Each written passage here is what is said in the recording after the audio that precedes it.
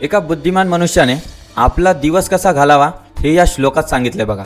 म्हणजे काय म्हटलंय, सकाळी जुगाराचा प्रसंग, दुपारी स्त्रीचा प्रसंग आणि संध्याकाळी चोराचा प्रसंग ऐकला पाहिजे. एखादा म्हणेल, अहो हे काय सांगताय तुम्ही, हे तर आपण समाजात सुद्धा करत नाही. पण लक्षात घ्या, हा श्लोक फार सुंदर आहे. काय म्हटले बघा, प्रातद्यूत प्रसंगेन मध्यान्हे स्त्री प्रसंगतः रात्र चौर प्रसंगेन कालो गच्छति धीमताम. धीमताम म्हणजे बुद्धिमान मनुष्य अशा प्रकारे आपला दिवस घालवतो, प्रत्येक दिवस. म्हणजेच या ठिकाणी जुगार खेळण्यासाठी नाही सांगितलंय, या ठिकाणी म्हटलेलं आहे जुगारामुळे घडलेला जो काही प्रसंग आहे म्हणजेच महाभारत. तर महाभारत सकाळी आपण वाचन केलं पाहिजे.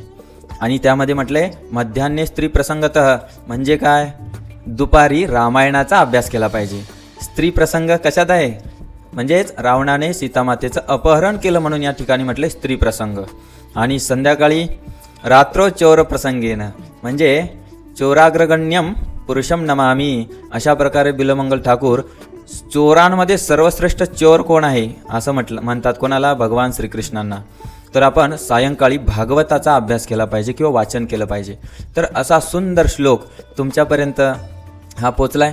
तर आवडला असेल तर मग काय, लाईक करा, शेअर करा आणि फॉलो करायला विसरू नका.